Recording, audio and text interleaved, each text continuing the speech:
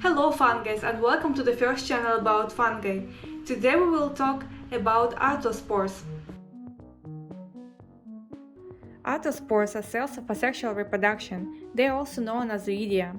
It's the most primitive spores type formed by breaking up an existing hyphae onto distant cells by separation of the septal walls. And I would like to remind you that septa is a cell wall between cells in multicellular fungal structures. So here you can see a small piece of hyphae and septas, which separate cells. And septa is not blank wall, it has pores. And those pores make possible transfer of nutrients, signals, organelles, and viruses from cell to cell.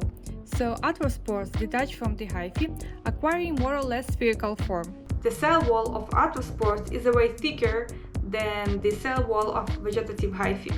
For example, the mature arthrospores of mold Mucorrhoxae are surrounded by a complex cell wall consisting of at least 3 distinct layers, in addition to the original hyphal cell wall. Arrows B, C, and D indicate these layers. As in the case of the other sexual reproduction structures, arthrospores create progeny with the same genetical background as the parental organism. But why do we need to study the development of arthrospores? Is it that important? Actually, yes, it is, and I would like to demonstrate you two highly interesting areas where knowledge about arthrospores could be very useful. Acremonium chrysogenum is a filamentous mold very important for the pharmacological industry. It's known for the production of clinically and biotechnologically important beta-lactam antibiotic cephalosporin C, which has a wide range of antibacterial activity. That's very curious.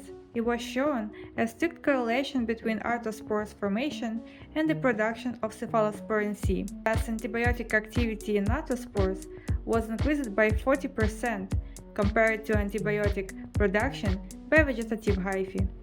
So the scheme is very simple. More arthrospores formation equals elevation of cephalosporin C production. The other example is the Geotrichum candidum.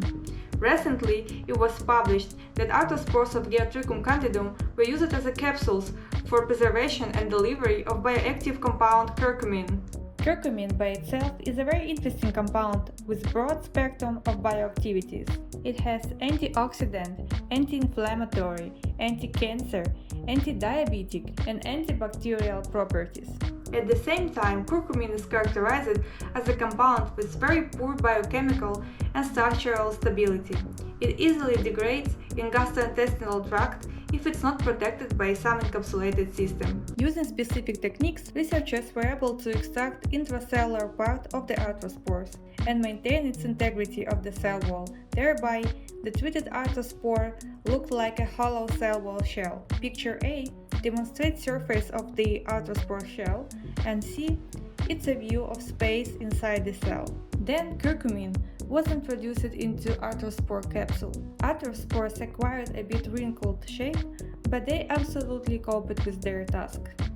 Prepared curcumin arthrospores particles exhibited good storage, thermal, and antioxidant stability. Curcumin was efficiently released from the arthrospores during the in vivo intestinal digestion, which could enhance bioaccessibility of this compound.